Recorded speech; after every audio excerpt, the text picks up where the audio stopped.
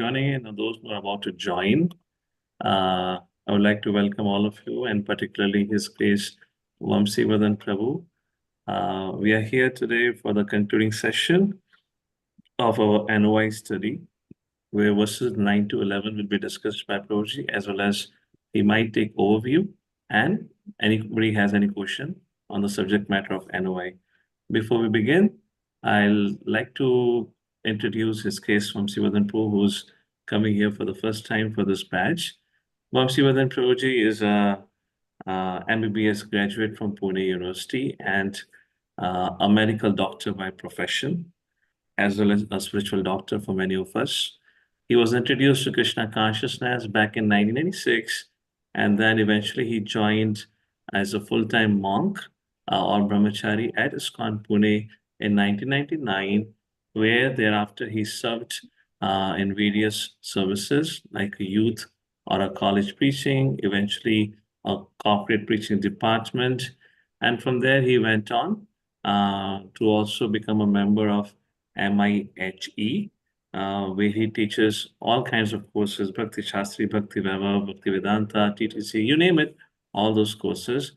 Prabhuji is also serving as a Secretary General for ISKCON Leads, which is a leadership initiative where almost 3 months or 3 to 4 months of training, 2 months training is offered to shortlisted leaders from across India.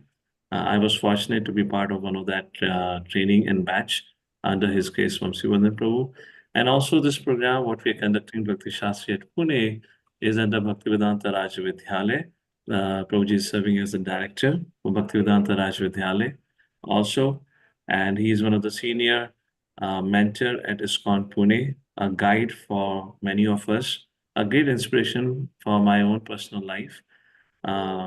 If I have to look up to somebody in terms of their sadhana, spiritual practice, and commitment to spiritual principles, so for me, the role model is his case Vamsi Vadan Prabhu. In terms of Bhakti Shastri, in terms of many other things, TTC, I guess everything I have learned from Vamsi Vadan Prabhu. He was our TTC teacher, TTC2, Bhakti Shastri, TTC, and all that. So it's my honor that Prabhuji is here. I wanted to have him here for this English batch. Prabhuji has come before for Hindi batch. Then I thought the last class, the concluding class, could be the best thing. And it's online. It just so happened Prabhuji's schedule permit. He traveled extensively all over India and around. So let's welcome his case from Sivadan Prabhu for the concluding session of our Bhakti Shastri 2021 batch, English batch, where we'll be concluding with NOI verses. Thank you so much, Prabhuji, for joining in. Thank you very much, Madan Sundar Prabhu, for kindly allowing me to render some service and your kind words of encouragement. Of course, for me, it's always very inspiring to see Madan Sundar Prabhu's very great enthusiasm to teach and preach and bring so many souls to Krishna consciousness. And we can see that how within a very short time, this Injayabadi Center has developed so wonderfully with so many devotees, brahmacharis. And so it's really very amazing and definitely very inspiring for me personally. So thank you very much. And of course, Madan Sundar Prabhu also teaches the leadership course and the ISKCON leads. So thank you very much, Madan Sundar Prabhu, for all your wonderful services. And so with your kind permission and blessings, we will try to discuss something on these concluding verses of the Nectar of Instruction. So this is this also the conclusion of the Bhakti Shastri course for this batch? Yes, Prabhuji, for 2021 batch. Okay, well, okay, so I have time till 3 o'clock, right? Yes, Prabhuji. Okay. So we do these verses and then you also want an overview? Yes, Prabhuji, I didn't have that, so I thought you can have that, and then we can open the forum for questions. Okay. So what's the normal pattern that's followed? We read the verse and the purport and then discuss, right? Yeah, kind of that way, or else we read certain portion, then we discuss, and then we read further. Okay. Either way. Fine. Okay. So this is 9 to 11, correct?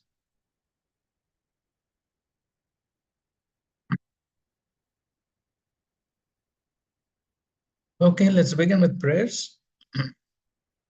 Om Jnana-timirandasya Jnananjana-shalakaya Chakshurunmilitam Yena Tasmai Shri Gurave Namaha Shri Chaitanya Manobhishtam Sthapitam Yena Bhutale Swayam Rupa Kadamayyam Dadati Swapadantikam Vandeham Shri Guru Shri Yuta Padakamalam Shri Gurun Vaishnavamscha Shri Rupam Sagrajatam Sahagana Raghunathanvitam Tam Sajivam Sadvaitam Savadutam Parijana Sahitam Krishna Chaitanya Devam Shri Radha Krishna Padan Sahagana Lalita Shri Vishakhanvitamscha Nama Om Vishnu Padaya Krishna Prasthaya Bhutale Srimate Bhaktivedanta Swamin Niti Namine Namaste Saraswate Deve Gauravani Pracharine Nirvishesha Shunyavadi Paschatya Deshatarine Namo Mahavadanyaya Krishna Prema Pradayate Krishnaya Krishna Chaitanya Namne Gauratvishe Namaha He Krishna Karuna Sindhu Dinabandhu Jagatpate Gopesha Gopika Kanta Radha Kanta Namostute Tapta Kanchana Gaurangi Radhe Vrindavaneshwari Vrishabhanu Sute Devi Pranamami Hari Priye Vancha Kalpa Tarubhyascha Kripa Sindhubhya Eva Cha Patitanam Pavanebhyo Vaishnavebhyo Namo Namaha Jai Shri Krishna Chaitanya Prabhu Nityananda Shri Advaita Gadadhar Shivasadi Gaura Bhakta Vrinda Hare Krishna Krishna Krishna Hare Hare Hare Rama Rama Rama Hare Hare Hare Krishna. Okay, so I thought anyways before coming to the ninth verse, so we can anyways do a short overview before coming to this verse because then it sets the proper mood in order to understand these verses. So therefore,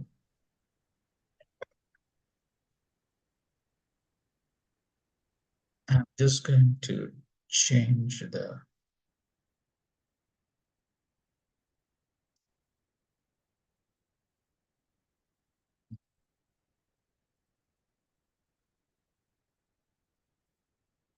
I'm changing the slide.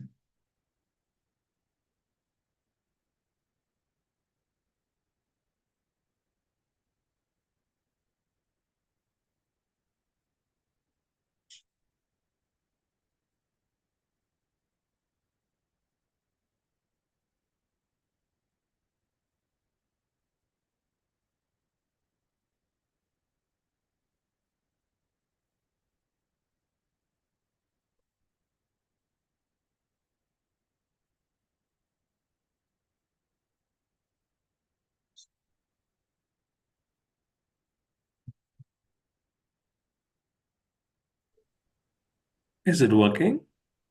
We can see the slide change come to the first slide now. Okay. I'm just trying to make it full screen. The resume slideshow thing, Prabhuji, on above. Enable editing, just click on enable editing, and then below that there's resume slideshow. Okay, it has gone to the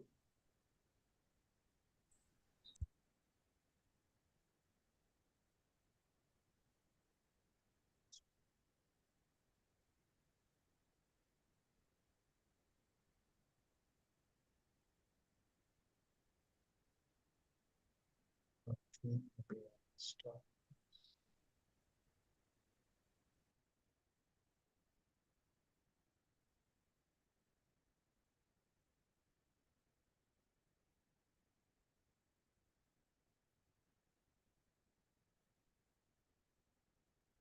Okay, can everyone see? Yes, Prabhuji. So what can you see now? Nectar of Instruction course. Welcome. Okay, fine. That's good. Fine. So it's good to maybe recite this verse as well at the beginning, offering our respects to the six Goswamis. Nana Shastra Vicharanaika Nipunau Sadharma Samstapako Lokanam Hitakarinau Tribhuvane Manyo Sharanyakaro Radha Krishna Padarvinda Bhajana Nande Namattalikao Vande Rupa Sanatano Raghuyugo Shri Jiva Gopalako. I offer my respectful obeisances unto the six Goswamis, namely Srila Sanatan Goswami, Shri Rupa Goswami, Shri Raghunath Bhatta Goswami, Shri Raghunath Das Goswami, Shri Jiva Goswami, and Shri Gopal Bhatta Goswami, who are very expert in scrutinizingly studying all the revealed scriptures with the aim of establishing eternal religious principles for the benefit of all human beings. Thus, they are honored all over the three worlds, and they are worth taking shelter of because they're absorbed in the mood of the gopis and are engaged in the transcendental loving service of Radha and Krishna. This is from the Sri Sri Shad Goswami Ashtakam by Srinivasacharya. Sri Chaitanya Manobishtam Sthapitam Yena Bhutale Swayam Rupa Kadamayam Dadati Swapadantikam. When will Srila Rupa Goswami Prabhupada was established within this material world, the mission to fulfill the desire of Lord Chaitanya, give me shelter under his lotus feet. So, okay, these are the commentaries on the Upadeshamrit Srila Bhaktivinoda Thakur. He wrote commentary called Yusha Varshni Vritti, the shower of nectar Vritti, and Anu Vritti, which is an explanation of Upadeshamrit by Srila Bhakti Siddhanta Saraswati Thakur. Okay, so this is a broad overview of the Nectar of Instruction. As you can see, texts 1 to 7 are basically discussing Vedi Sadhana Bhakti, and the later verses discuss Raganuga Sadhana Bhakti. And so Vedi Sadhana Bhakti, as all of you definitely must have studied in the Nectar of Devotion, is following the rules to regulate oneself in devotional service according to Shastra, Sadhu, and Guru. Okay. So this is a summary of the verses till text 7. The first one is how to recognize a qualified spiritual master. The second is how to prevent a spiritual fall down. So that is the second verse is talking about what one should not do. Atyahara prayasascha prajalpo niyamagraha janasangascha laulyamcha shadbid vinashyati. And the third is how to make spiritual advancement. Utsan nishad harya tat karma pravatanat sangatyagat sato vritte shadbid bhakti prasiddhyati. And in order for this to happen, that is to not have a spiritual fall down, but rather make spiritual advancement, the association of devotees is very vital. And then one should know how to associate with the devotees. So the fourth verse essentially is speaking about how to begin to experience love amongst the devotees. And the fifth verse is talking about how to associate with devotees from the perspective of a Madhyamadhikari. So we know how there he's talking about how to relate with the three levels of devotees. The sixth verse, now in that association of devotees, one of the great dangers and pitfalls is committing offenses. And so the sixth verse is talking about how to avoid committing offenses to the devotees by having the right perspective about devotees. And the seventh one is how to completely cure oneself from ignorance or the offenses by beginning to taste the sweetness of the holy names. So this is a summary of the first 7 verses. And then the next verses are speaking about, especially the 8th verse is speaking about Raganuga Sadhana Bhakti. So again, you may have already discussed in details about Raganuga Sadhana Bhakti in the Nectar devotion, spontaneous devotional service in which the devotee follows in the footsteps of one of the eternal associates of Krishna in Vrindavan. So those eternal associates of Krishna in Vrindavan, what type of bhakti they perform? What is that called? Can somebody say?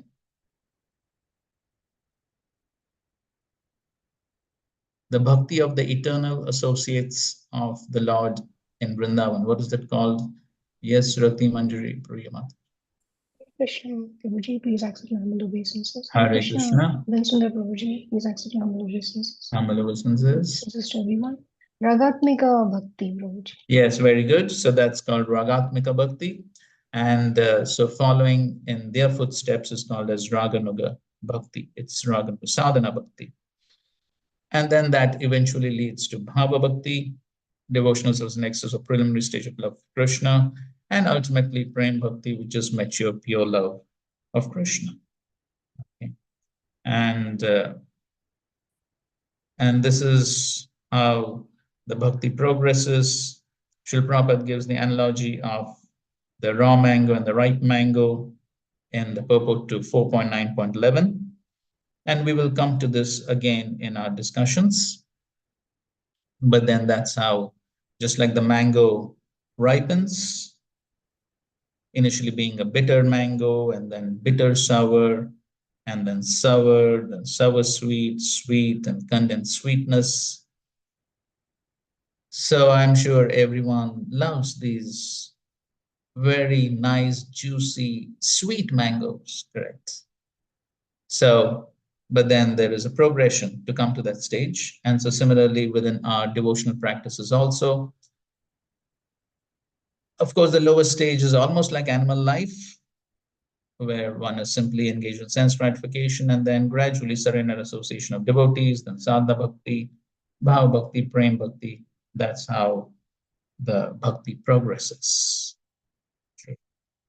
Fine. So this is a brief overview of these verses.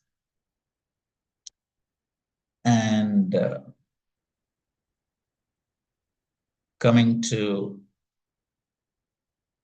the 9th verse, so the 8th verse, as we already Raganuga, Bhava, and then Prema. And so text 8, that has already been discussed, right? So that's basically speaking about Raganuga Bhakti. But then I think so we can still, even though it has been covered, I think so we can still read this quote of Srila Prabhupada from CC. Okay, so somebody would like to read this quote.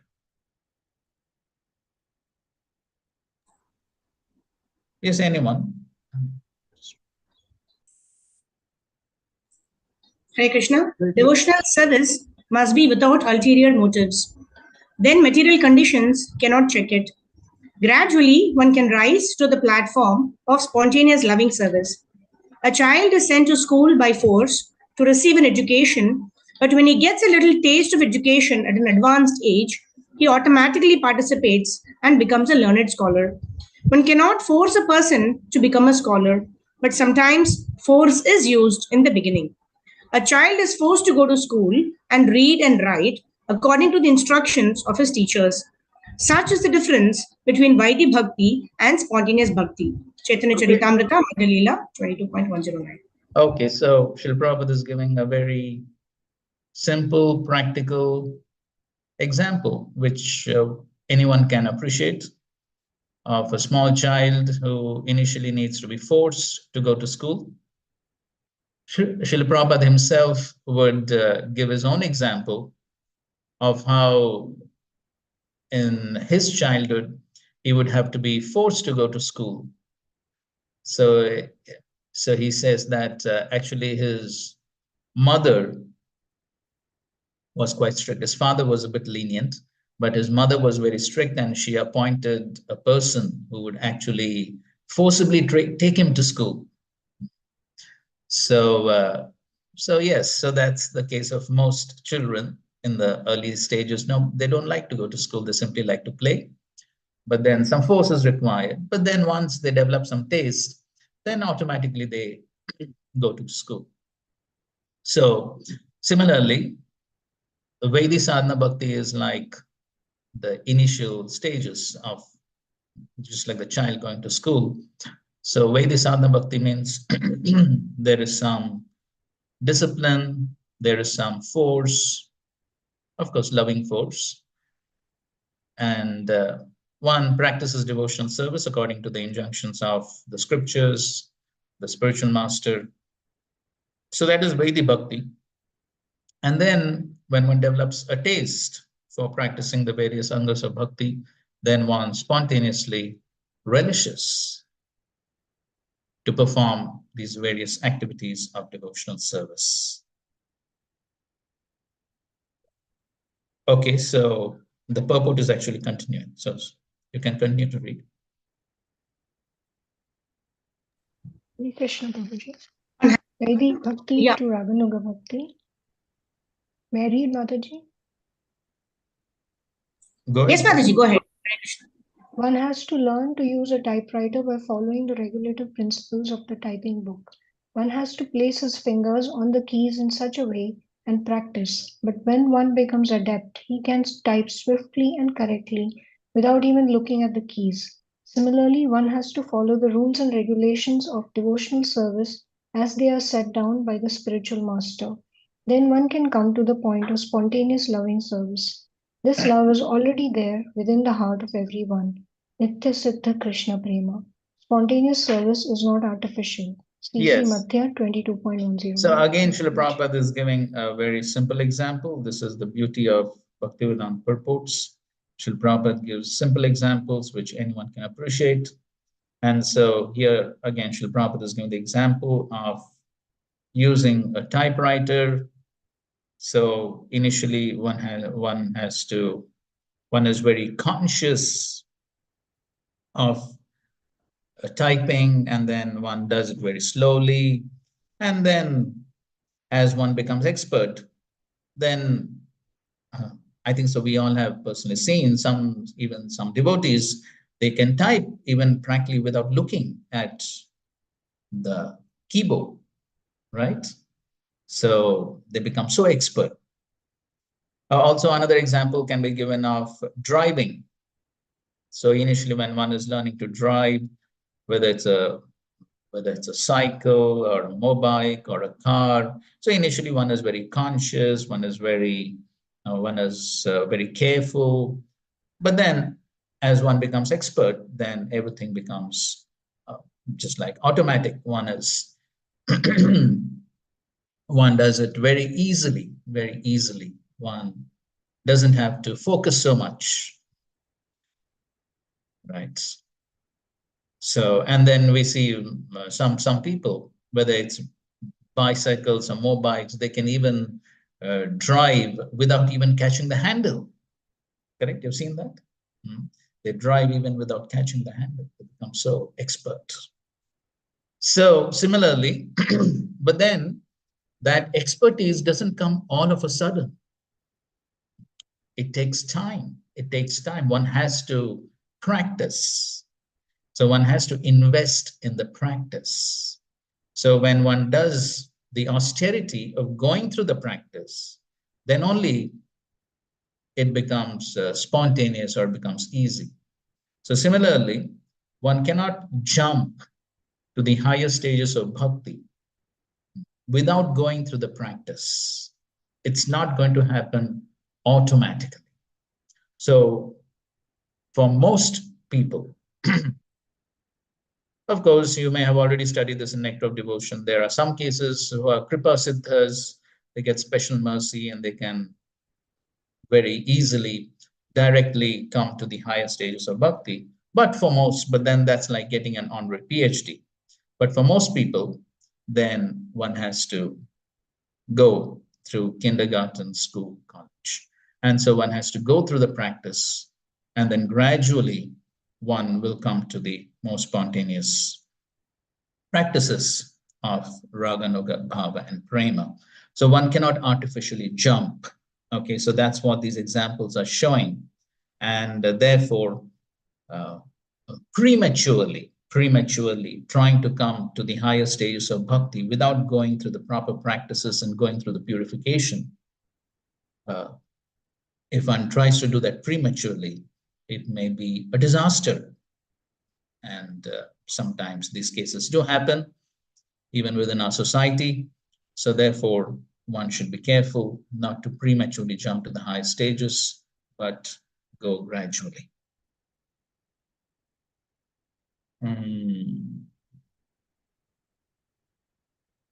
Okay, so Hare Krishna, Prabhuji. Please accept my humble obeisances. yeah. Text, sum and substance of all instruction. Srila Bhaktisiddhanta Saraswati Thakura has commented as follows upon this verse. One who has not yet developed interest in Krishna consciousness should give up all material motives and train his mind by following the progressive regulative principles, namely chanting and remembering Krishna and his name, form, quality, pastimes, and so forth. In this way, after developing a taste for such things, one should try to live in Vrindavana and pass his time constantly remembering Krishna's name, fame, pastimes, and qualities under the direction and protection of an expert devotee. This is the sum and substance of all instruction regarding the cultivation of devotional service. Test 8, purport 75. Okay, fine. So basically, so initially one has to follow the path of pure devotional service, giving up all material motives, and then following the various angas of bhakti, and then gradually one will come to Raganuga Bhakti. That is what is living in Vrindavan, either physically or mentally, and then following in the footsteps of one of the eternal associates of the Lord. Right. Okay, fine. So we won't go into more details on the 8th verse. So we are coming now to the 9th verse. Okay. So can we proceed on to the 9th verse? So far everything is clear. Anyone wants to ask something, any clarifications?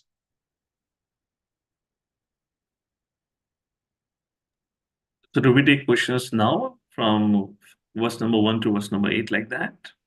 Is that what you're asking, Prabhuji?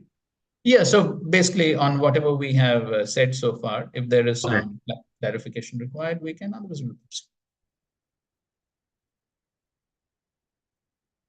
Okay, fine. We'll proceed with the 9th. So 9th verse, let's recite.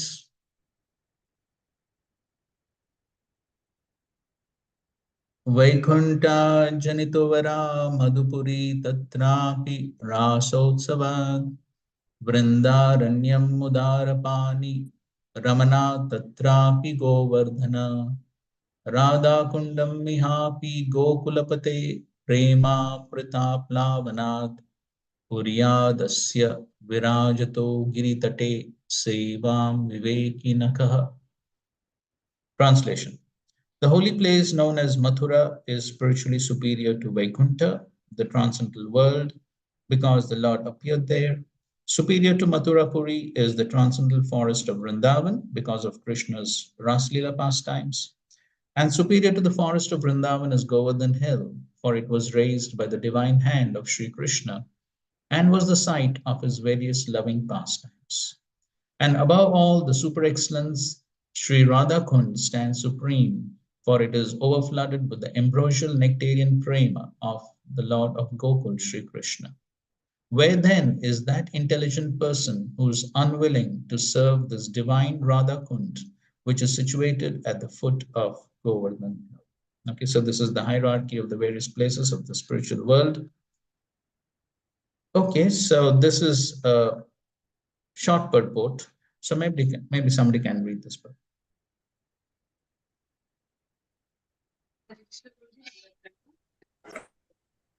Hare Krishna.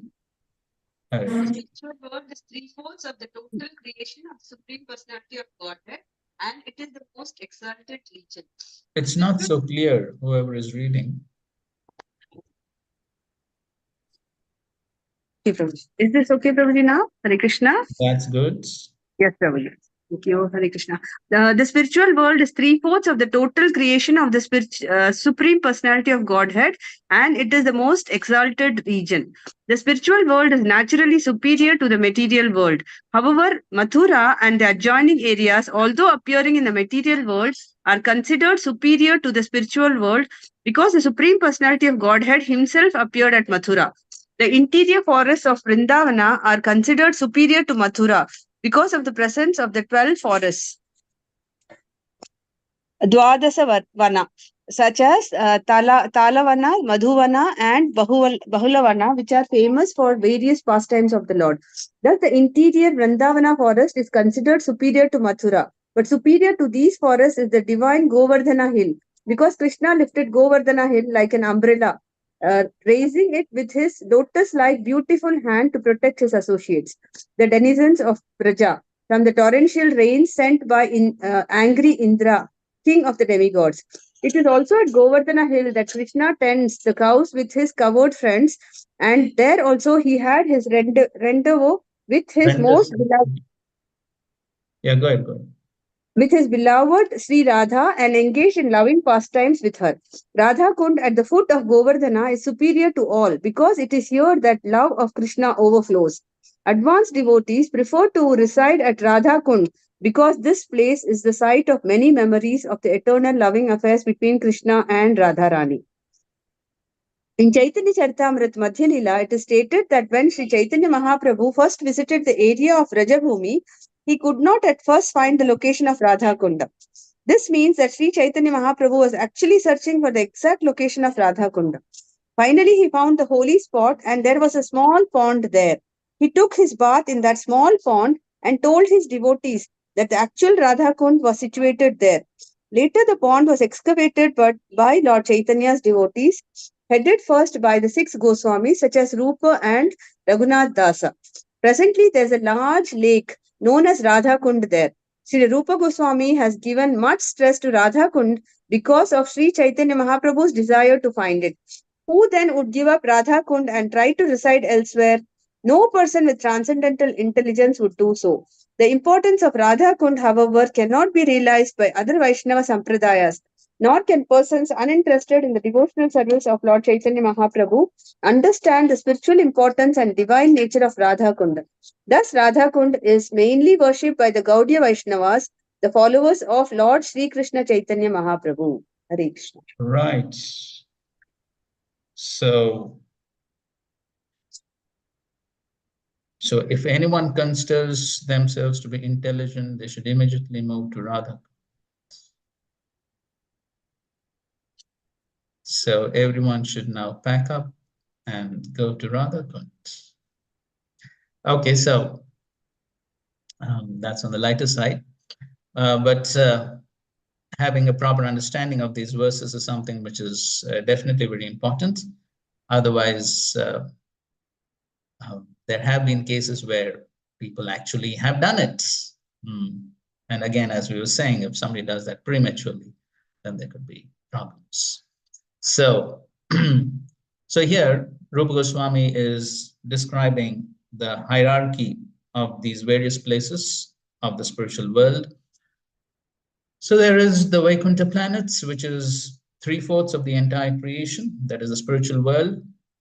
And there are unlimited Vaikuntha planets where the Supreme Lord resides in his various avatars, expansions. And then superior to that is Mathura Mandal, because the Lord personally descends over there. Srila Prabhupada in his lectures, he gives the example that just like the governor, when he travels to different places, so there is a special house where he stays. What's it called? It's called the circuit house or something. Anyway, whatever. So there's a special place, there's special accommodation, special place where the governor stays, where in whichever city he travels. So similarly, whenever the Lord comes into this material world, so then he has his special place where he resides, he performs his pastimes. And so that's basically Mathura Mandal. And so in that Mathura Mandal, which is a large area, then there is the Vrindavan forest with the 12 forests. That's superior because the Lord personally performs unlimited pastimes in the beautiful forests of Vrindavan. And then superior to that is Govardhan Hill, because as Rupa Goswami is saying, especially the Govardhan Hill was raised on the little finger of the divine lotus hand of Sri Krishna. And of course, the Govardhan Hill is also a place for innumerable pastimes of the Supreme Lord, along with his associates. And superior to that, and the most auspicious, most sacred, divine place amongst all the places in Govardhan is Radhakund. And of course, the last verse, that is text 11, is also describing about Radhakund.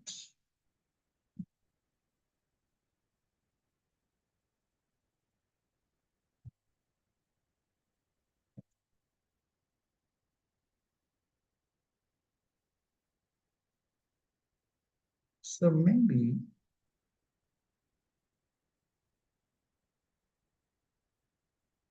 I was thinking maybe we can also go through the 11th verse because it's very much related, and then come back to the 10th verse. Is that all right?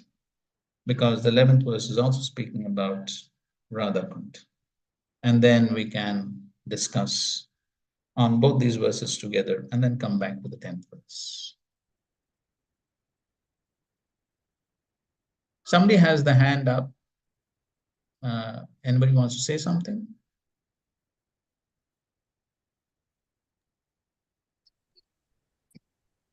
Hare Krishna, Prabhuji, this is actually for reading. I can go with it. Oh, like that. Okay, fine. So anyway, so we will just recite the 11th verse also, read the translation. And again, it's a short purport. We'll go through that purport.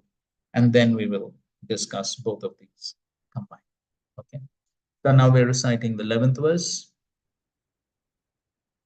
Krishnasyoche pranayavasati preyasibhyopi radha kundam chasya munibhirabitastadrik eva vyadhai yat preshtairapi alam asulabham kim punar bhakti bhajam tat premedam sakritapi sar snatur avishkaroti. Of the many objects of favored delight and of all the lovable damsels of Rajbhumi, Srimati Radharani is certainly the most treasured object of Krishna's love. And in every respect, her divine Kund is described by great sages as similarly dear to him. Undoubtedly, Radhakund is very rarely attained, even by the great devotees. Therefore, it is even more difficult for ordinary devotees to attain. So even if it's difficult even for great devotees, then what to speak of? If one simply bathes once within these holy waters, one's pure love of Krishna is fully aroused. Please read the purport. Hare Krishna, Prabhuji, done with pranams. And then Why is Radha Kunda so exalted? The lake is so exalted because it belongs to Srimati Radharani, who is the most beloved object of Sri Krishna. Among all the gopis, she is the most beloved. Similarly, her lake, Sri Radha Kunda, is also described by great sages as the lake that is as dear to Krishna as Radha herself. Indeed, Krishna's love for Radha Kunda and Srimati Radharani is the same in all respects. Radha Kunda is very rarely attained, even by great personalities fully engaged in devotional service, not to speak of ordinary devotees who are only engaged in the practice of Vaidya Bhakti. It is stated that a devotee will at once develop pure love of Krishna in the wake of the gopis if he takes once a bath in Radha Kund. Srila Rupa Goswami recommends that even if one cannot live permanently on the banks of Radhakunda, he should at least take a bath in the lake as many times as possible. This is the most important item in the execution of devotional service. Srila Bhaktivinoda Thakur writes in this connection that Sri Radhakunda is the most select place for those interested in advancing their devotional service in the wake of their lady friends, Sakhis, and confidential serving maids, Manjaris of Srimati Radharani, living entities who are eager to return home to their transcendental kingdom of God, Goloka Vrindavan, by means of attaining their spiritual bodies, Siddhadeha, should live at Radhakund, take shelter of confidential serving maids of Sri Radha, and under their direction engage constantly in her service. This is the most exalted method for those engaged in devotional service under the protection of Sri Chaitanya Mahaprabhu. In this connection, Srila Bhakti Siddhanta Saraswati Thakur writes that even great sages and great devotees like Narada and Sanaka do not get an opportunity to come to Radha Kunda to take their baths. What then to speak of ordinary devotees? If by great fortune one gets an opportunity to come to Radhakund and bathe even once, he can develop his transcendental love for Krishna, exactly as the gopis did. It is also recommended that one should live on the banks of Radhakund and should be absorbed in the loving service of the Lord. One should bathe there regularly and give up all material consumptions, taking shelter of Sri Radha and her assistant gopis.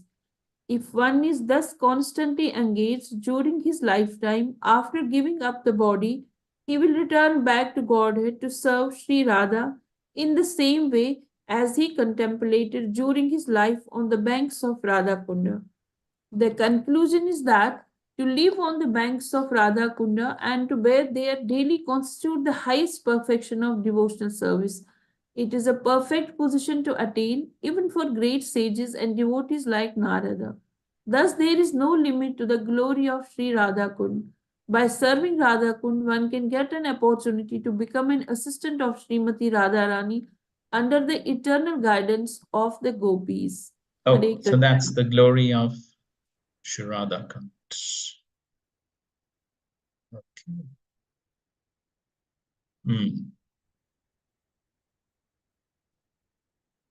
Fine. This is regarding next verse. This is text 10.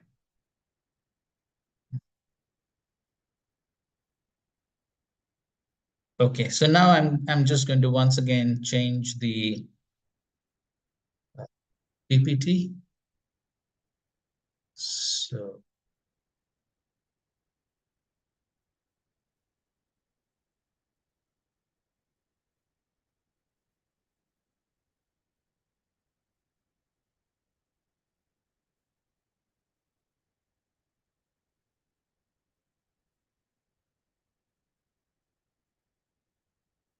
okay, can you see the new PPT now?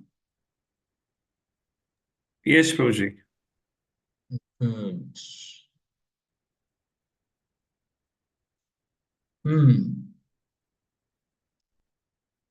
Okay, now some of these initial slides are taken from Srila Bhaktivinoda Thakur's Harinam Chintamani, talking about accelerating one's spiritual progress and how to come to the stage of the high stages of bhakti, raganuga, bhava, prema. And maybe some of these have already been discussed before.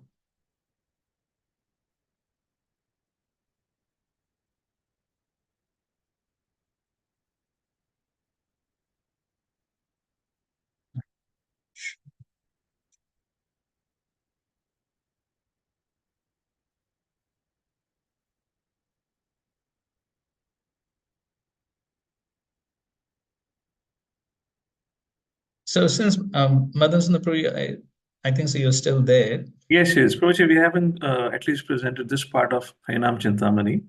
We discussed more on the Nam Aparadh. Okay, so should we go through these slides? Yes, or? yes, we can. Of course, some part of it may be a little bit theoretical, and but in any case, maybe we can at least know how one progresses to the higher stages of devotional service. Okay, so somebody can read this. Hare Krishna Prabhuji Dandat Pranam. Accelerating spiritual advancement continues. The introspective devotee must at first discard the 10 offenses and simply meditate on the holy name, trying to chant constantly. He should distinctly pronounce the holy name and meditate upon the transcendental sound vibration. When his chanting is clear, steady, and blissful, he should try to meditate on the Sham Sundara form of the Lord. With chanting beads in hand, his chanting and meditation should seek out the transcendental form of the holy name. He will indeed see with spiritual vision the real meaning the name represents. Okay, so here you can see that how initially what is most important is to avoid the 10 offenses and meditate on the holy name. Okay, trying to chant constantly, distinctly pronounce the holy name. So this is what is the most important thing for us as sadhakas. And that's what Srila Prabhupada always emphasized. That is to pronounce clearly, no hissing sounds, there's that, and pronounce clearly, hear attentively. So this is what is most important as sadhakas. So if we are not able to do this, then there is no question of further progress. And so therefore, we are reading the other parts as to how one should progress. Here he's talking about meditating on the Shamsundar form of the Lord and all that. But then it's again, if one has not cleared first standard, second standard of school, one cannot directly go to the 10th standard. That's obvious. So similarly, if we are still struggling to just pronounce clearly and hear attentively, so then there's no point in trying to go ahead. But yet, one should know what are the future prospects or what one needs to do in the future.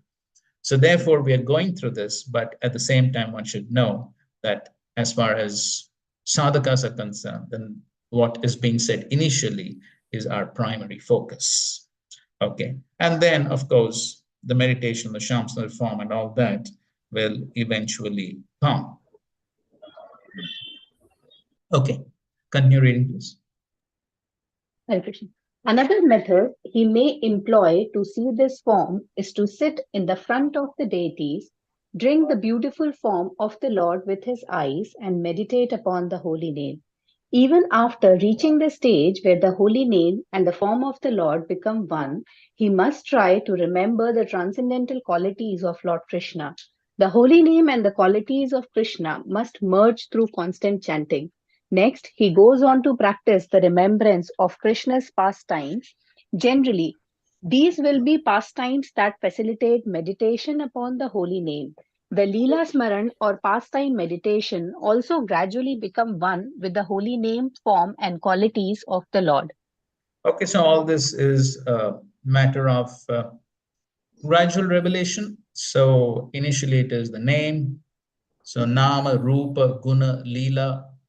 So then all that Rupa, Guna, Leela, that's what he's talking about, will eventually manifest as one is attentively, without offenses, trying to chant the holy names. Go ahead. At this point, the first rays of Namarasa or the transcendental mellows of the holy name dawn on the horizon of perception. Progressively, the devotee's practice of Leela Smaran intensifies to the point where he begins to meditate on the most confidential pastime of the Lord, known as the Ashtakalya Leela or the eightfold pastimes of Radha Krishna. When his meditation reaches maturity, rasa rises in full glory. Hari Nam Chintam. Okay. Yeah. The gradual realization of rasa in the name is compared to the blossoming of a flower. The name is compared to a flower in bud when it is spread to the general mass of people in the world. When one realizes the beautiful form of Krishna in Goloka Vrindavan through continual chanting of the name, that is compared to the partially open flower. Continuing sadhana further, when Krishna's 64 qualities become revealed in the name, that is compared to the fragrance from the half-open flower. When one realizes the eternal pastimes of Krishna in Goloka Vrindavan, the flower is in full bloom. Okay, so he's giving a nice analogy of the flower. And so initially chanting of the holy names is compared to the flower in the bud stage. And then when one realizes the rupa, so it's nama, rupa, so that is the partially open flower. And then guna, when one realizes the gunas, the 64 qualities, then that is the fragrance from the half open flower. And when one realizes the lila, then that is the flower in full bloom. So that is the progression. So the point why we are speaking this or discussing this is so that we understand what is our goal, what is our sadhya, and what are we expecting as we progress in our practices of devotional service.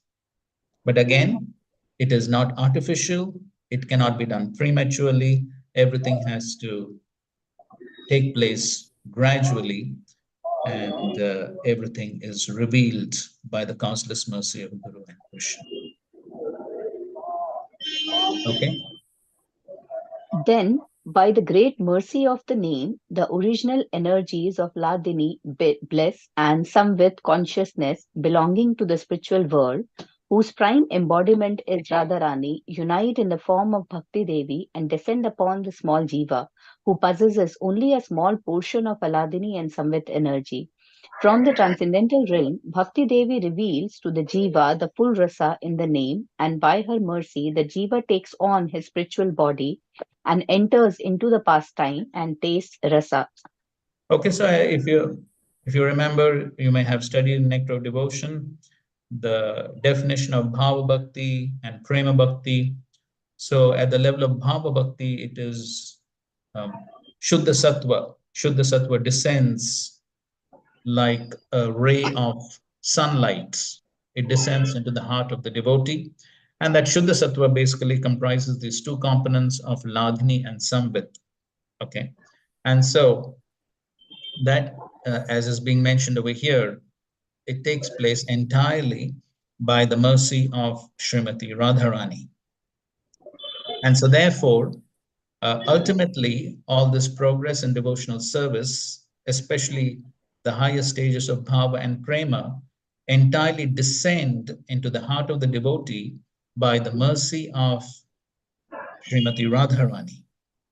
And so therefore, we understand that those who have taken shelter of Srimati Radharani, their mercy is absolutely essential for one to enter into these higher stages of bhakti. Matmanastu mam partha devim prakritam ashruta bhajantya ananya manaso gyatva bhutadim avyayam. So those are the Mahatmas. The Mahatmas have taken shelter of the internal energy that is Srimati Radharani. And so such Mahatmas who have taken shelter of Srimati Radharani, then they are able to bestow this bhakti, bhava bhakti, prem bhakti to the devotee. Okay, so, and that's what is being mentioned here, whose prime embodiment is Radharani, unite in the form of bhakti, they will descend upon the small jiva. Okay, so this is not something which one can acquire or capture, but then it has to descend. So it descends by mercy, descending mercy. And so all this is again revealed by the mercy of Srimati Radharani, which comes through her descendants, her followers, those who have taken her shelter, and those are the Mahatmas, the Acharyas. And so therefore, ultimately for us, the saving grace, or the only way by which one can enter into these higher realms of bhakti, is by taking full shelter of those who have taken shelter of Srimati Radha. And therefore, following the Acharyas, and especially for us, His Divine Grace A.C. Bhaktivedanta Swami Srila Prabhupada, is something which is very vital in order to receive this mercy of Srimati Radha.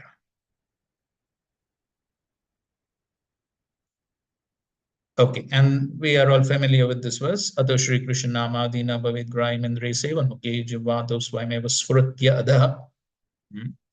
Therefore, material senses cannot appreciate Krishna's holy name, form, qualities, and pastimes. When a conditioned soul is awakened to Krishna consciousness and renders service by using his tongue to chant the Lord's holy name and taste the remnants of the Lord's food, the tongue is purified, and one gradually comes to understand who Krishna really is. So it is Swayam Eva Sfrutya Adha. So all this becomes manifest, revealed to one who purifies his senses by following the various processes of devotional service. Again, we're familiar with this. Premanjana Churita Bhakti Vilochanena, Santa Sadaiva Hridayeshu Vilokiyanti. The pure devotees see Krishna in the heart of hearts with the eye of devotion tinged with the salve of love. So one has to develop the Premanjana. Just one incident, or one of Srila Prabhupada's disciples, many of you may be aware of Shankar Shandas Adhikari Prabhu. So in one class, he was telling an interesting point that about this Prema Anjana. So Anjana, so you know what's Anjana? It's ointment applied to the eye. So in his lectures, Srila Prabhupada, he says it is surma in Hindi. By applying that to the eye, one can see properly. So he was saying that Srila Prabhupada, he was earlier, in his earlier days, in his earlier Leela, he was a pharmacist and he was selling many medicines. He had his Prayag pharmacy at Prayagraj. And he was, of course, selling many medicines and many ointments. And now, of course, Srila Prabhupada is not doing that profession of a pharmacist, but in one sense, he's still doing that. How? He is still selling Anjana. He's still selling this ointment. What ointment? Premanjana. He's still selling this. As a pharmacist, he's still selling this Premanjana. But then Srila Prabhupada is ready to give it to anyone, free of cost. He's ready to give. But then he should be pleased upon that person. Then he will give free of cost. So therefore, if we want this Premanjana, then we have to lead our life in such a way so as to please Srila Prabhupada. Then if he is pleased, then he will award us this Premanjana. That is the only way we can get it. Otherwise, without the mercy of the Acharya, not possible. That's important.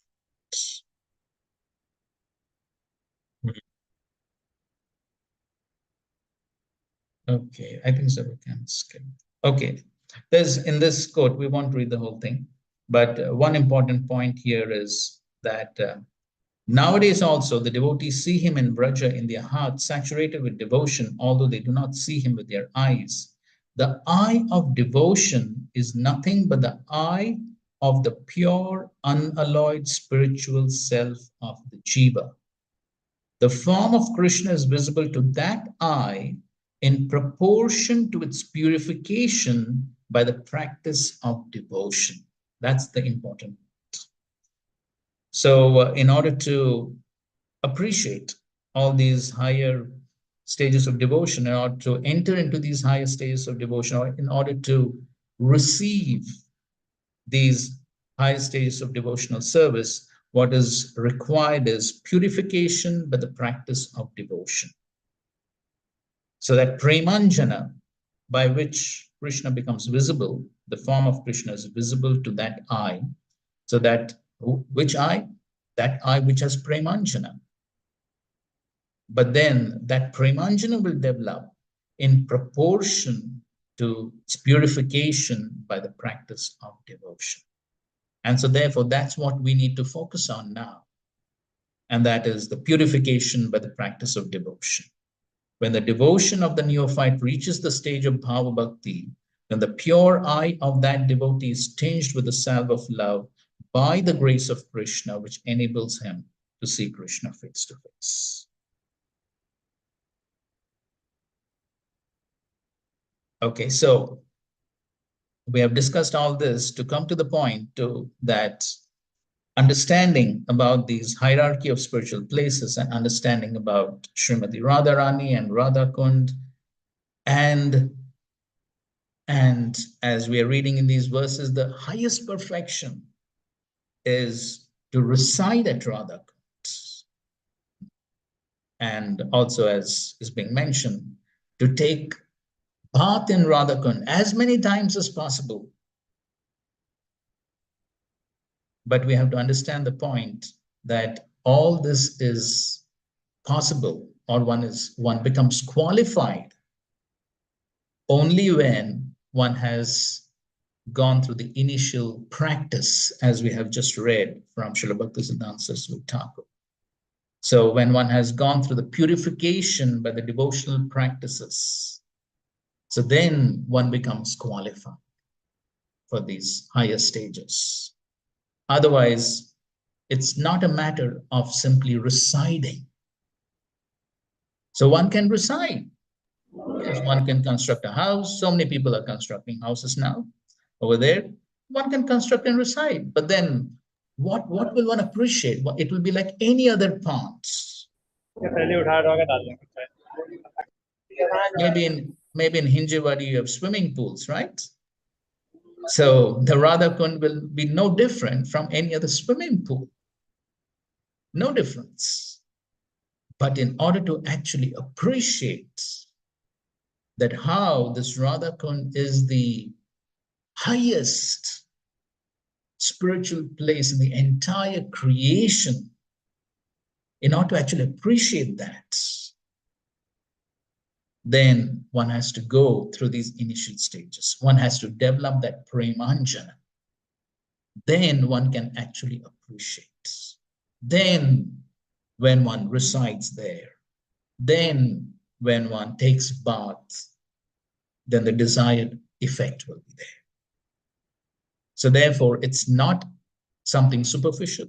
It's not something artificial. It's not something one can do prematurely. So yes, it is the topmost, but then who is qualified for it? And therefore, we have gone through these initial slides. Okay, so now some quotes from Chaitanya Charitamrita. Sri Chaitanya Mahaprabhu instructed Srila Rupa Goswami, Tad Upari Goloka Vrindavan. That Golok Vrindavan is the topmost region of the spiritual sky. So the instructions of Sri Chaitanya Mahaprabhu to Rupa Goswami.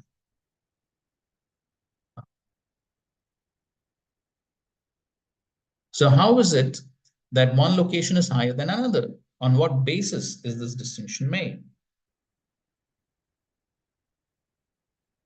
The exchange of spiritual happiness between Krishna and his devotee, in which Krishna is controlled by his devotee, is compared to an ocean of nectar, into which the devotee and Krishna plunge. This is the verdict of learned scholars who appreciate Krishna's opulence. So now, since we're talking about Radha Kund, which is the topmost place, so then we're talking about these various rasas which Krishna exchanges with his devotees.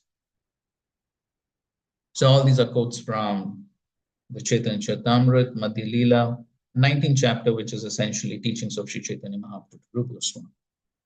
On the platform of conjugal love, attachment for Krishna, rendering service unto him, the relaxed feelings of fraternity and the feelings of maintenance all increase in intimacy. On the platform of conjugal love, the devotee offers his body in the service of the Lord. Thus, on this platform, the transcendental qualities of all five rasas are present. Okay, so I don't know if this has been discussed before, but then in each of the rasas, one quality is added. It is just like the 5 material elements. In the creation of the material elements, one quality is added, from ether to air to fire to water to earth. One quality is added. So similarly, in these various rasas also, one quality is added to the preceding one. So there is, first of all, there's Shanta, and then there is Dasya. So there is Dasya, servitude. And then there is Sakya. So in Sakya, the quality of Dasya is included. So Dasya is there, plus there is the quality of Sakya, friendship. And then there is Vatsalya. So in Vatsalya, it is not that Dasya is not there in Vatsalya. So in Vatsalya, there is Dasya as well as Sakya. Because ultimately, the Swarup of the Jiva is to serve. Jiva is Swarupa Krishna Nityadas. And so therefore, the Dasyam quality exists in all the various rasas. And so then coming to the highest Madhurya, then all the qualities of the previous rasas are included within that. And plus there is that conjugal affection. And that's the point that he's making over here. On the platform of conjugal love, the devotee offers his body in the service of the Lord. So it's 100% surrender. And on this platform, the transcendent qualities of all the 5 rasas are present. During the rasa dance, Krishna did not exchange loving affairs with Radharani due to the presence of the other gopis. Now we are speaking about the supremacy of Srimati Radharani over even all the other gopis. Because of the dependence of the others, the intensity of love between Radharani and Krishna was not manifest. Therefore, he stole her away. If Lord Krishna rejected the company of the other gopis for Srimati Radharani, we can understand that Lord Krishna's intense affection for her. Okay, so Srimati Radharani stands out as exclusively very special, even amongst all the gopis. A quote from Giriraj Swami's lecture. This pastime took place in Vrindavan at Vamsi, and all categories of the gopis of Braja participated. So there was limited intimacy. Krishna stealing Srimati Radharani away established her preeminent position. And so even Srimati Radharani, she was not very happy to get the same treatment like all the other gopis. Finding herself treated equally with all the other gopis, Radharani displayed her tricky behavior and left the circle of the rasa dance. Missing Radharani's presence, Krishna became very unhappy and began to lament and wander throughout the forest to search her out. And we all know that well-known pastime of how when the gopis, when Krishna left the rasa dance, searching for Srimati Radharani, and then and all the gopis were searching through the various forests, and then they came to this place where Krishna, he had assumed the form of Narayan with 4 hands. And so the gopis asked Narayan, where is Krishna? And Narayan, with all his 4 hands, points out in one direction. And the gopis immediately, they go searching for Krishna. But then later on, Srimati Radharani comes. But when Srimati Radharani comes, Krishna as Narayan could not maintain his form as Narayan due to that intense love.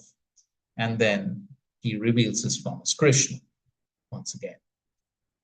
Again, a quote from Giriraj Maharaj's lecture. This pastime took place in the spring at Govardhan with only the most exalted gopis participating. So there was more intimacy and consequently a higher rasa. Radharani is leaving Krishna's trying to find her and lamenting when he could not find her demonstrates how Krishna comes under the control of Radharani's love, which also means a higher rasa than in Vrindavan. So again, in the Nectar of Devotion, which you've all studied. So what is the sixth characteristic of pure devotional service? Somebody can say? The sixth one?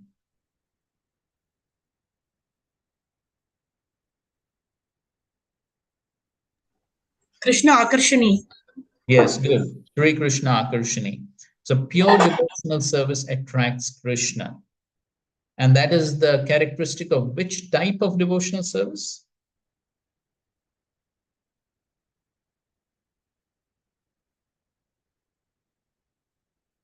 Yes? Which type of devotional service? You mean the stage, Prabhu? Like Shanta, Yes. Madhurya. Okay, I was referring to, as you know, in the 6 characteristics of pure devotional service, the first 2, which are the first? Keshagni and Shubhada. Yes, they are manifested with stage. Sadhana Bhakti, isn't it? Oh, okay. Yeah. Yeah, that is Sadhana Bhakti. Then the next 2? Raganuga Bhakti. Now, what are the next 2 characteristics? Moksha Lagutakrit. And Sudurlabha. Yeah, Sudurlabha. Rare. Yeah. Yeah, so these 2, in addition to the previous 2, are manifest at the stage of Bhava Bhakti. Correct? And then the next 2, what are the next 2? Sri Krishna Akarshani and Sandrananda Visheshatma, which is the pure condensed bliss, Sandrananda Visheshatma. And Sri Krishna Akarshani, these are manifested with stage? Prema Bhakti. Yes, Prema Bhakti, along with the previous ones, of course. So, Sri Krishna Akarshani is that pure devotional service which captures Krishna, controls Krishna, which attracts Krishna.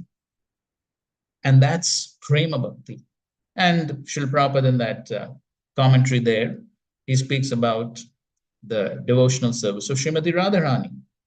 And there he mentions that how Krishna, he is called as Madan Mohan, but Srimati Radharani is called as what? Madan Mohana Mohini. Yes, Madan Mohan Mohini, the attractor of the attractor of Cupid.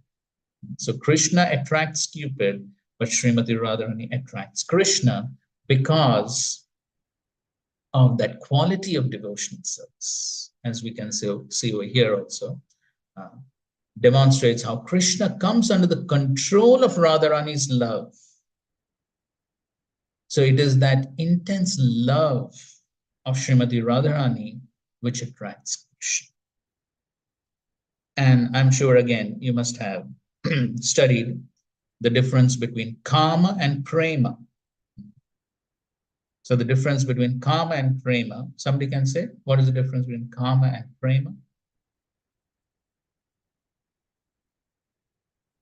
Lust and love. Anati Anshuman Prabhu, you want to go for it? Anyone would like to say?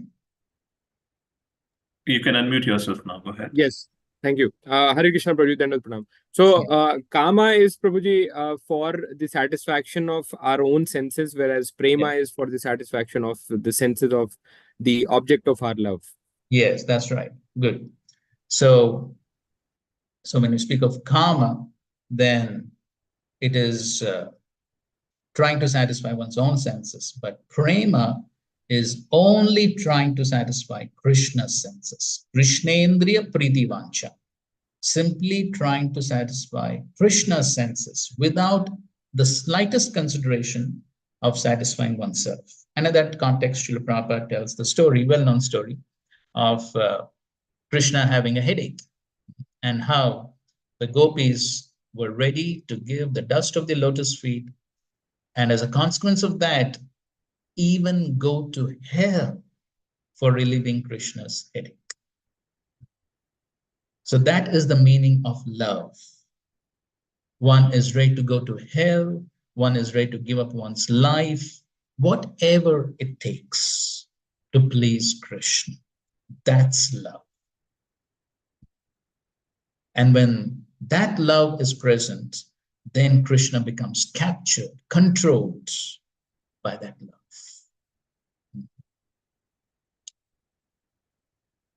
And of course, that was Srila Prabhupada's love towards Krishna and the spiritual master.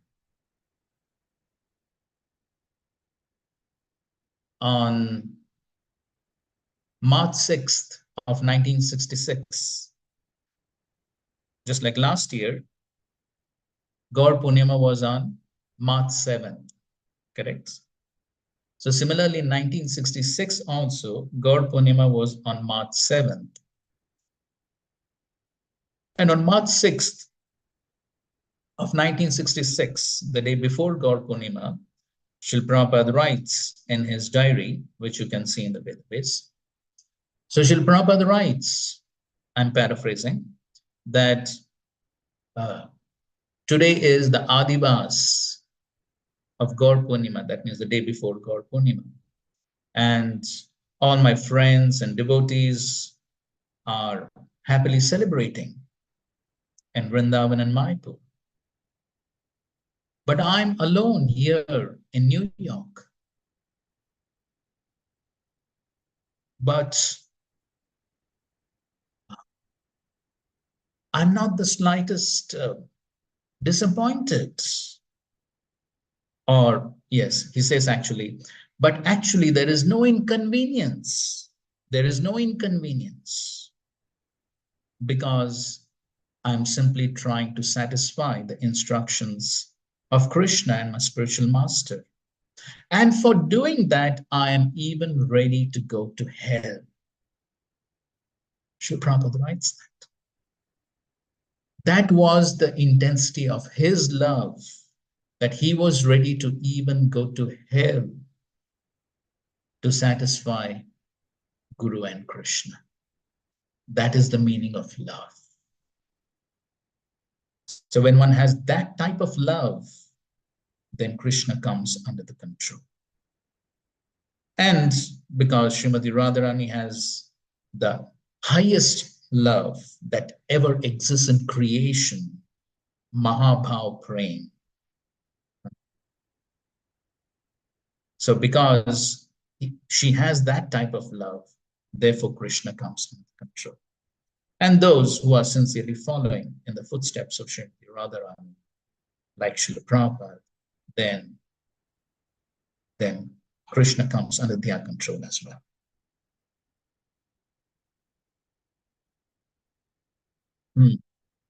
This is from the conversation of Sri Chaitanya Mahaprabhu and Raman. Somebody can read this, please.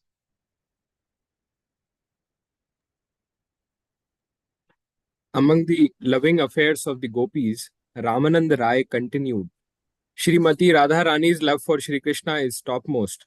Indeed, the glories of Srimati Radharani are highly esteemed in all revealed scriptures. Just as Srimati Radharani is most dear to Sri Krishna, her bathing place, Radha Kund, is also dear to him. Among all the gopis, Srimati Radharani is supermost and very dear to Lord Krishna. Madhya Leela 8.98-99. Only Radharani's closest gopi friends could participate in the pastimes at Radha Kund.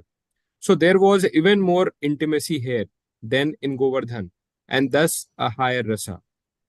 Yes, so Krishna has Ras Leela in various places, and so the one at Radha Kund is most intimate because only the closest gopi friends are present. Okay, so this is the hierarchy of various rasas and places. So you can see on the left-hand side, it is mentioned what is increasing from down to up is intimacy and love. That's what is increasing. Pleasure of Krishna is increasing. And the pleasure of the devotee is also increasing. So that's the reciprocation between Krishna and his devotees. So as when the devotee pleases Krishna, Krishna becomes pleased. When Krishna becomes pleased, devotee becomes pleased. As the devotee becomes pleased, Krishna becomes pleased. And so there's that eternal competition between the devotee and Krishna.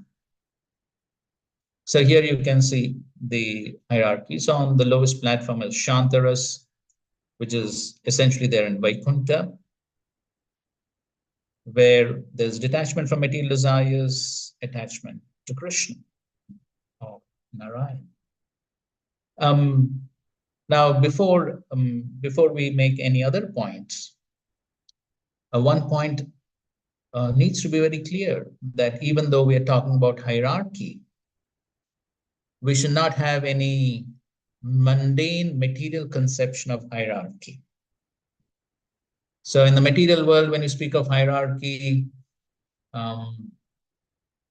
okay, there is the clerk, who is a menial servant, and well, he's not so respectable. Then there is the supervisor, who's definitely above him, and then there is, say, the manager, and then there's the CEO, and then the director. So we have this hierarchy, and we definitely consider one person to be above another person, one person to be lower. We have these material conceptions. But when we are speaking about this hierarchy, we should be very clear of this point, that this is totally spiritual. And so therefore, even though from an analytical perspective, the hierarchy has been given, but still we should understand that all are perfect. And so on the spiritual platform, there is perfect, more perfect, most perfect, but all are perfect. And Krishna enjoys perfectly with all the devotees in their specific relationships. It is not that Krishna considers one as lower and another as higher. It is a variety of relationships which Krishna enjoys with all his devotees. Even in the material world, variety is the mother of enjoyment. And so Krishna also enjoys this variety of relationships. And so therefore, all of them are perfect, and Krishna perfectly relishes all these relationships. And so therefore, we should not have any mundane conception. And every devotee in that particular rasa is perfectly, fully satisfied. We never hear of Hanuman. Hanuman, we know, is the example of Dasiras. But we never hear of Hanuman ever aspiring to become a gopi. He's perfectly satisfied. So the Lord is perfectly satisfied relating with that devotee in that particular rasa, and the devotee is also fully satisfied. Okay, so this point needs to be very clear, though we're speaking about hierarchy. Okay, so then there is the Dasyaras, again, essentially in Vaikuntha. Of course, it is there in Golok Vrindavan also, as we will see. There are the servants of Krishna, like Chitrak, Patrak, and all devotees. And then there is Gaurava Sakyaras. So it's Sakyaras, but there is more awe and reverence. Again, that mostly exists in Vaikuntha. Of course, we do have an example of that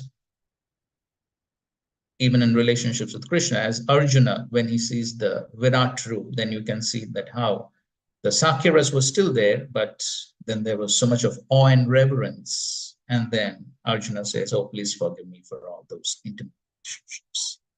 And then there's Vishramba Sakyaras, where we know these cowherd boyfriends, Subal and Sudama and all, they are wrestling with Krishna, jumping over him and all that. So there's more intimacy, and there is hardly any awe and reverence there.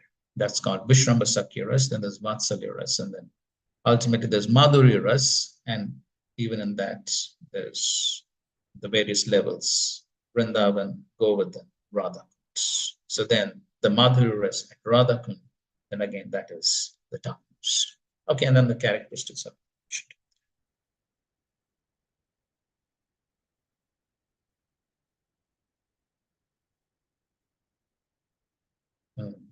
So here it said, Lord Krishna has made a firm promise for all time. If one renders service unto him, Krishna correspondingly gives him an equal amount of success in devotional service. So this is like Yegathama.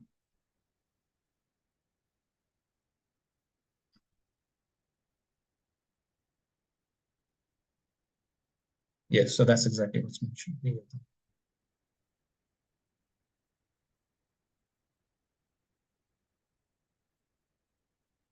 Right. In Srimad Bhagavatam, said that Lord Krishna cannot proportionately reciprocate devotional service Mother as therefore always remains indebted to such devotees. So we know this also, that how Krishna actually tells the gopis that I can never repay the debt to you.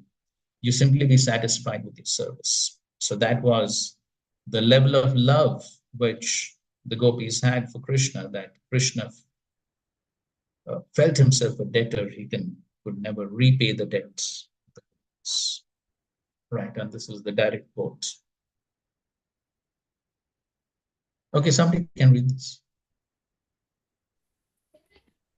And I'm just going to drink some water. So, but in the meantime, somebody can. Ishwari Rani Hare Mataji. Krishna.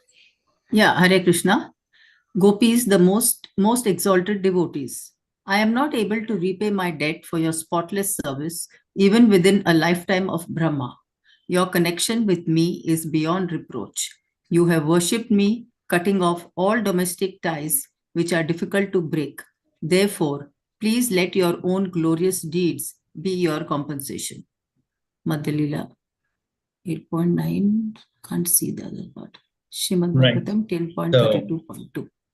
The Lord feels that he cannot repay the debt to the gopis even within a lifetime of Brahma. Okay, continue please, somebody read. Although Krishna's unparalleled beauty is the topmost sweetness of love of Godhead, his sweetness increases unlimitedly when he is in the company of the gopis. Consequently, Krishna's exchange of love with the gopis is the topmost perfection of love of Godhead. Purport: Krishna and his devotees become perfectly intimate in conjugal love of Godhead. In other mellows, the Lord and the devotees do not enjoy transcendental bliss as perfectly.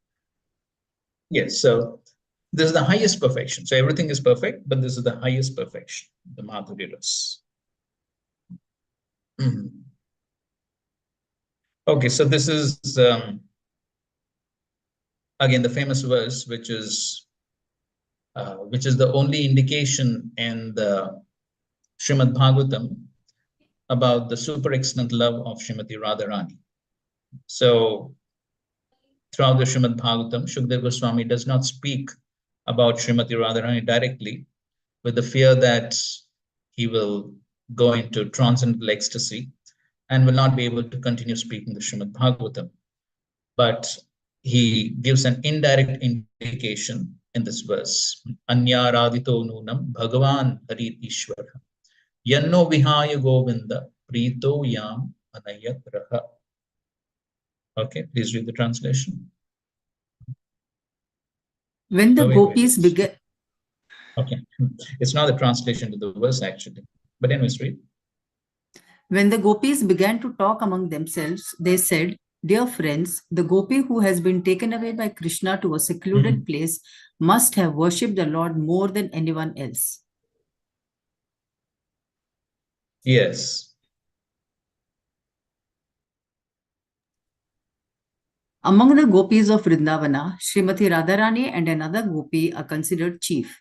But when we compare the gopis, it appears that Srimati Radharani is most important because her... I can't see the other part. Her real feature expresses the highest ecstasy of love. The ecstasy of love experienced by the other gopis cannot be compared to that of Srimati Radharani. Okay, so basically, so coming back to this verse, so basically here, this verse is Anya Aradito Nunam. So here the word Radha is coming. Aradhana means worship. So Anya Aradito Nunam. So there is no worship which can compare to the worship of Srimati Radha. Bhagwan, to whom? Bhagwan, Hari, Ishwara. Yanno Vihaya Govinda. So, Govinda, Krishna. So, rejecting everyone else, Prito Yam Anayad Raha. So, he came to this Raha, means secluded place, just to give satisfaction to Srimati Radha. So that's the super excellence of the love of Srimati Radharani. And that's the reason why the Radha Kund is so dear to Krishna, because that is Srimati Radharani's love for Krishna.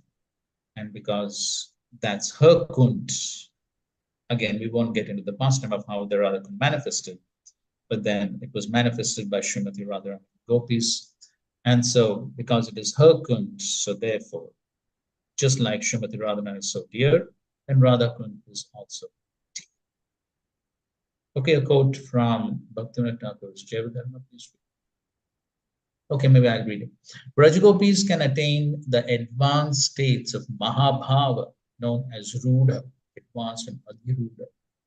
In Modhana Adhiruda Bhava, the love of Srimati Radharani, just heights of ecstasy, known to all. So, and with that. So this is Mahabhav, and even within that there are categories. So Srimati Radharani, she is the highest. Okay, so now coming to these points about bathing in Radha Kund. So as we just read, that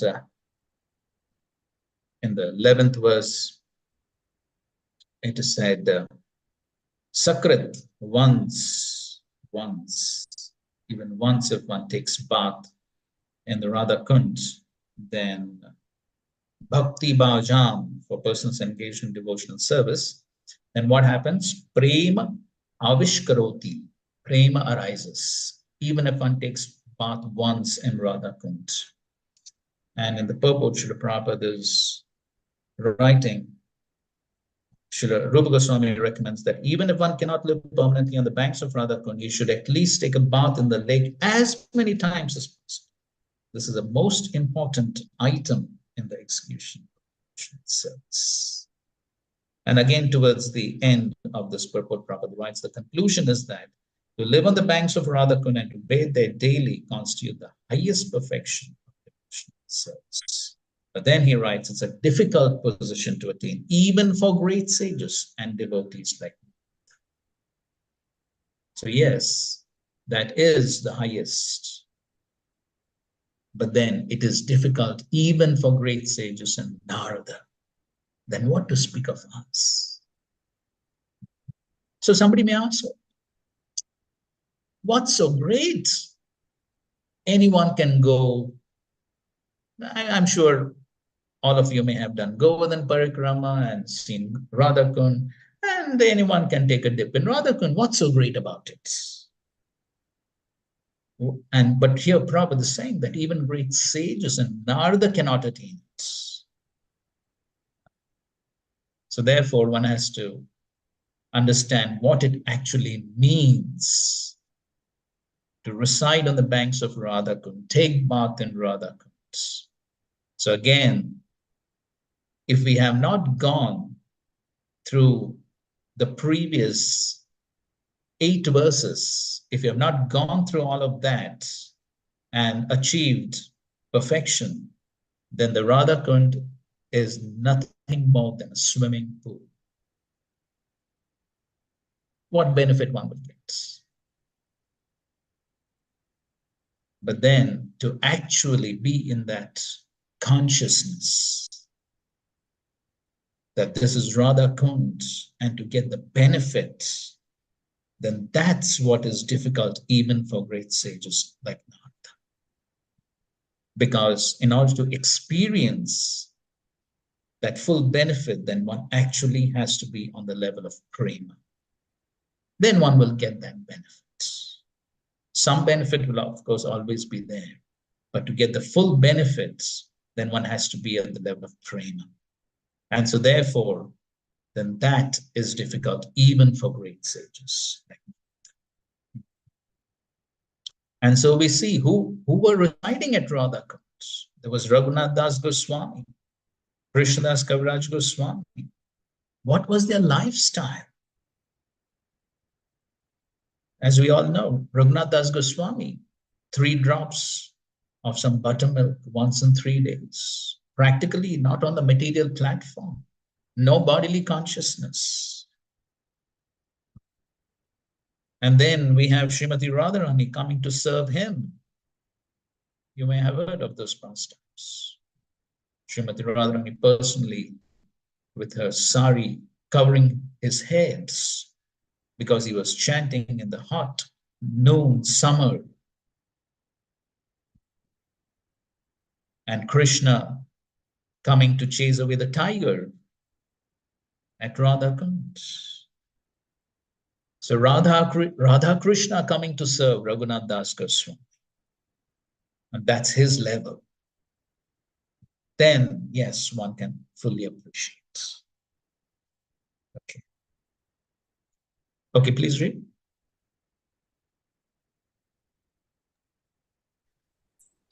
Leela Mataji. Yeah, Hare Krishna. Krishna. In 19 bathing and residing at Radhakunda. In 1976, Srila Prabhupada was questioned about bathing in Radhakunda. Was it all right?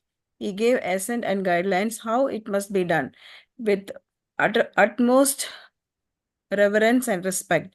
Devotees went and a number of them began to sport, splash and behave Frivolously. Yeah, Srila Prabhupada found out, became furious and banned bathing in Radhakunda. However, Srila Prabhupada's purpose from Sri Upadeshamrita and the Acharya's commentary clearly enjoin us to take bath there. What is to be done? Srila Prabhupada gave permission according to time, place and circumstances and withdrew it likewise. Hare Krishna. Continue. The injunction, however, to bathe in Radhakunda is set down in scriptures in a permanent form, including Prabhupada's purport. We can understand Prabhupada's anger had to do with the neophyte attitude of enjoying spirit, offensive to Srimati Radharani, and not to the spiritual principle of bathing in Radhakunda. The conclusion is that we should adopt the serious, mature, reverential mode desired by the acharyas and take bath there for our eternal spiritual benefit. Okay, fine. So that's so we may take bath, but then if we are confident that we have that serious, mature, reverential mood. So if we are confident that we have the proper mood, then we may take baths. Otherwise, we may abstain. Okay, please read. Somebody else. Pankaj Prabhu. Hare Krishna. Can I read, Mataji? Hare Krishna. Shri Chaitanya Mahaprabhu never talked of the gopis publicly. The real Vrindavan is not to eat prasadam and sleep, but to follow the advice of Vrindavana, Chandra, and broadcast his message. That is his message. That is Vrindavan. Vrindavan Dham is worshipable. Don't commit an offense here. Take it as Chintamani Dham. Krishna Narottama Das Thakur says. To see Vrindavana is not possible with Vishya. So we should take the shelter of Gaur Nitai, because become cleansed of eating, sleeping and mating. Then you will see Vrindavana. Don't commit offenses here. There is a special influence in Vrindavana. Yes.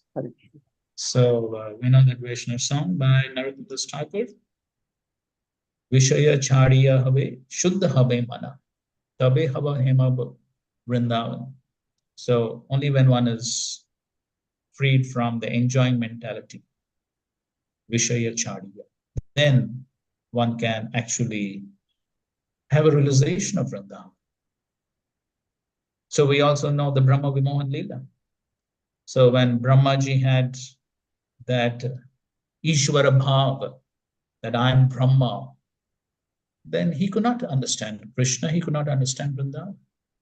Only when he gave it up, when he was humbled by seeing Krishna's Aishwarya, then he could actually appreciate Vrindavan, and then he wrote the Brahma Samhita. So therefore, with an enjoying mentality, one cannot understand Vrindavan or Radha Kunj or yes. So therefore, Srila Prabhupada has taught us to first of all take shelter of Gaunithai. And by following their instructions, following their footsteps, one can purify oneself, and then one can actually appreciate Vrindavan. And so therefore, for us, what is most important is to follow in the footsteps of Gaunithai in Parampara, and that is coming to us through Srila Prabhupada. And so by sincerely and seriously following the instructions of Srila Prabhupada, our spiritual masters, that is how one can actually attract the mercy of Gaunithai, and it's only by their mercy that one can actually enter into.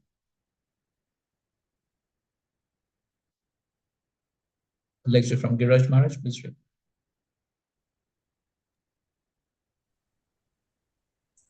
Priyanka Mataji. Dandavat Pranam Prabhuji. Bathing and residing at Radhakund. Before bhava, surrender is distributed by anarthas and aparadhas. Attainment of bhava is a big step in diksha and or advancement. Diksha is complete when one comes to bhava. At this point, Krishna accepts the devotee on the same level as himself, and the devotee becomes eligible to serve Krishna with his transcendental senses. When the devotee enters bhava, he can meditate on the pastimes at Radhakund and can stay there. Bhaktivinoda Thakur said, "No one should take Babaji unless he has reached the stage of bhava, because only then one can always chant and remember pastimes of Radhakund." Yes. So this is actually the meaning of what Srila Prabhupada quotes in the purport to the 5th verse of this Upadeshamrit. Srila Prabhupada quotes from Chaitanya Charitamrita Antilila, 4th chapter, text 192. Diksha kale bhakta kare atma samarpan sei kale Krishna tare kare atma sam. So they said at the time of initiation, when a devotee fully surrenders to the service of the Lord, Krishna accepts him to be as good as he himself, Atmasam. And that's what Giraj Maharaj is explaining here. So Diksha is complete when one comes to Bhava. So of course, the Diksha begins, initiation, it begins when we officially take shelter of the spiritual master and surrender to him. But the completion of that process, so it's not a one-time event, it's a process. It's a process of surrender. And so that is complete when one comes to the level of bhava. And then at this point, Krishna accepts the devotee on the same level as he himself. And then the devotee becomes eligible to serve Krishna with his transcendental senses. So that's real devotional service on the liberated platform. And as Srila Prabhupada explains that till that point of time, it is training, apprenticeship. So just like engineer, initially is apprentice, but then when the training is complete, then he actually becomes an engineer. So similarly for devotional services. Okay, this is basically text 11. Hare Krishna. In these statements about devotional service, sometimes it may appear that the results have been overestimated, but actually there is no overestimation. Some devotees, as revealed scriptures give evidence, have had immediate results by such association, although this is not possible for all. For example, the Kumaras immediately became devotees simply by smelling the incense in the temple. Okay, fine. This is taken from Prabhupada's Nectar of Devotion, where he explains that sometimes it appears that the results of the practice of devotional service have been overestimated. It appears to be an exaggeration. Take Chanamrit, one becomes eligible to go to the spiritual world and all that. So similarly here, it may appear, okay, take bath once in Radha Kund and one will develop prema. So it appears as if it's an overestimation, exaggeration. But no, it is a fact. But everyone may not achieve that. Again, it depends upon the consciousness. So if one has the right consciousness, then yes, then the effect will definitely be seen. Okay, so this is the same continuation of the same point. Okay, so then how does one take the kind of bath described here so that one's pure aroused? If one simply butts. Wait, please hold on. I'm just reading this. So how does one take the kind of bath described here by which prema is aroused? Giriraj Maharaj is saying, follow all of Nectar of instructions in the previous text. So if we follow all the instructions given in the previous verses, then this effect of taking bath in Radha Kund even once will manifest. But then one has to perfectly follow all the previous instructions. If we go through all the previous stages, then pure love will manifest. Okay, now somebody can. What is described in text 10th is Bhava Bhakti, preliminary stage of love of Godhead. Swarup Siddhi, one lives in the body, but within the body one has realization of Krishna, of our eternal spiritual form, and of our service to him. But one is not qualified to enter Krishna's pastime. At Vastu Siddhi, one enters Krishna's pastimes. At the same time, one should be following the lines of Chaitanya Mahaprabhu. Okay, so then this is the definition of basically Bhava Bhakti. And okay, so this is Prabhupada's lecture. Okay, read. Krishna, Prabhuji, obeisances. Bathing and residing at Radha Kunda, this body you can utilize for sense gratification. Just generally people are doing, eating, sleeping, mating and drinking and so on. So you can utilize this body. This is material, but if you engage this body for the service of the Lord, it becomes spiritualized. As I have already explained, the iron rod constantly in touch with fire, it becomes red hot. That is fire. And that time it acts like fire. You touch that red hot iron rod anywhere, it will burn. Similarly, this body can be spiritualized, although it is material body. Okay, so that is how by totally engaging the body, all the senses, mind, intelligence, and Krishna's service, the body becomes spiritualized. And then with spiritualized body, then one can actually serve Krishna with spiritual senses, spiritual mind, spiritual intelligence. Then that happens at the level of bhava. Okay? We may be chanting in Nama Bhasa, but we benefit tremendously. We become liberated from material contaminations and sinful reactions. But when we chant in Shuddha Nama, we realize our relationship with Krishna. When we are in Bhava Bhakti, we are qualified for this kind of bath. Although respectful bathing before Bhava Bhakti will also be greatly beneficial. Giriraj Swami. So when one comes to Bhava Bhakti, then yes, then one actually becomes qualified to take bath in Radha Kund and experience the effects, and that is the manifestation of prema. Okay, so before that, yes, if we are in the proper mood, then yes, we can take bath. That also will be beneficial. Okay, so here again, we already spoke about this, the example of the mango. So first there's unripe mango, and then it becomes ripe mango. So Prabhupada is writing in this purport 4.9.11. So initially it is the Vedi sadhana bhakti performed according to the direction of the spiritual master and injunctions, regulated principles of Shastra. And then there's devotional service in the spiritual world rendered directly in association with the Supreme Personality of Godhead. But they're both the same. There is no change. The difference is that one stage is unripe, other is ripe and more relishable. Okay, so this we had already shown before. So that's the progress from Shraddha, Sadhu Sang, Bhajan, Kriyanatana, Nishta, Ruchi, Asati, Bhava, and Prema. So that's how it progresses from raw mango to the ripe mango. Okay, fine. That's the end of our discussions. Now, of course, we will quickly go through text 10, which in one sense we have already covered, indicating the various levels of devotees. And of course, Prabhupada here explains right from the Vikarmis who are performing sinful activities to the topmost devotee, Srimati Radharani. He goes through the entire range. Okay. So we've already discussed it, in fact, but we will just briefly go through it. So I'm reciting text 10.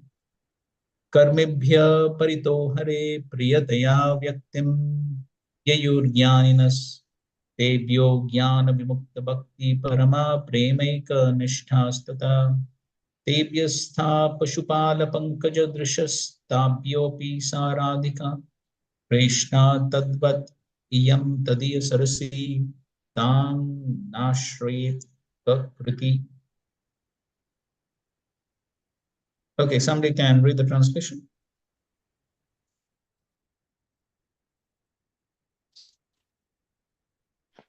Premamrita Mataji. Yes, Mataji. In the Shastra, it is said that all types of protective workers, he who is advanced in knowledge of the higher values of life, is favored by the Supreme Lord Hari. Out of many such people who are advanced in knowledge, Gyanis, one who is practically liberated by virtue of his knowledge may take to devotional service. He is superior to the others. However, one who has actually attained prema, pure love of Krishna, is superior to him. The gopis are exalted above all the advanced devotees because they are always totally dependent upon Shri Krishna, the transcendental cowherd boy. Among the gopis, Srimati Radharani is the most dear to Krishna. Her Kunda lake is as profoundly dear to Lord Krishna as this most beloved of gopis. Who then will not reside at Radha Kund and in a spiritual body surcharged with ecstatic devotional feelings? Aprak, aprakrita, aprakrit bhav render loving service to the divine couple Shri Radha Govind, who perform their Ashtakaliya Leela, their eternal eightfold daily pastimes.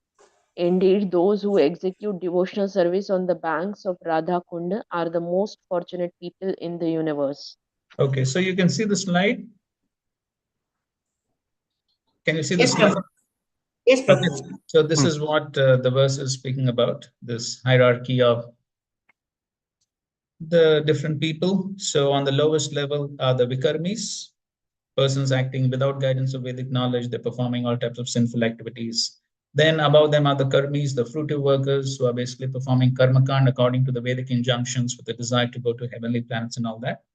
And then above them, there are the Gyanis, speculative philosophers who give up material sense enjoyment with the desire to merge into the impersonal Brahman. And then comes devotees who are practicing devotional service to especially realize the personal form of the Lord, the Shamsundar form of the Lord. And then amongst them, we have the different categories, Kanishta, Madhyam, and Uttam. And then, as we already discussed, then there are the eternal sources in Vaikuntha, then Mathura, Mandal, Vrindavan, Govardhan, and Radhakund. Okay, so that's essentially what Srila Prabhupada is discussing in this purport. So, of course, he discusses quite a bit about the Vikarmis who are simply wasting the human form of life in various sinful activities, and the futility of this type of material sense gratification. Srila Prabhupada speaks quite elaborately in the initial part of the purport. And then he speaks about the Gyanis, and then he talks about Bonam Jarmanamante Gyanavan Mam Prapadyate Vasudeva Sarvati Samat Sudulabha. And then going further down, he describes about how. So if you are seeing the purport, you almost towards the end of the purport, Prabhupada is quoting this verse, and then after that he says, after taking a devotional service under the regulative principles, a person may come to the platform of spontaneous love of Godhead, following in the footsteps of great devotees like Narada and Sanaka and Sanatan. The Supreme Personality of Godhead then recognizes him to be superior. The devotees who develop love of Godhead are certainly in exalted position. Of all these devotees, the gopis are recognized as superior because they do not know anything other than satisfying Krishna. Nor do the gopis expect any return from Krishna. Indeed, sometimes Krishna puts them into extreme suffering by separating himself from them. Nonetheless, they cannot forget Krishna. This goes speaking about how Krishna left Vrindavan. And there's no difference between thinking of Krishna associating with him. Rather, Vipralamba Seva, thinking of Krishna in separation, as Sri Chaitanya Mahaprabhu did, is far better than serving Krishna directly. Thus, of all the devotees who have developed unalloyed devotional love for Krishna, the gopis are most exalted, and out of all these exalted gopis, Srimati Radharani is the highest. No one can excel the devotional service of Srimati Radharani. Indeed, even Krishna cannot understand the attitude of Srimati Radharani. Therefore, he took her position and appeared as Sri Chaitanya Mahaprabhu just to understand her transcendental feelings. In this way, Srila Rupa Goswami gradually concludes that Srimati Radharani is the most exalted devotee of Krishna and that her Kunda, lake, Sri Radha Kunda, is the most exalted place. This is verified in a quotation from Laghu Bhagavatamrita, as quoted in Chaitanya Charitamrita, Yatha Radha Priya Vishnu Stasya Kundam Priyam Tatha Sarva Gopishu Sevaika Vishnur Atyanta Vallabha. Just as Srimati Radharani is dear to the Supreme Lord Krishna, so her bathing place Radha Kund is equally dear to Krishna. Among all the gopis, she alone stands supreme as the Lord's most beloved. Therefore, everyone interested in Krishna consciousness should ultimately take shelter of Radha Kund and execute devotional service there throughout one's life. This is the conclusion of Rupa Goswami, 10th verse of Upadeshamrita. And so, to conclude our discussions, so this supreme benediction of residing at Radha Kund, bathing in Radha Kund, is available by following in the footsteps of Krishna, who has come with the mood of Radharani. Radha Bhava Dyuti Suvalitam Naumi Krishna Swarupa. So that is Sri Chaitanya Mahaprabhu.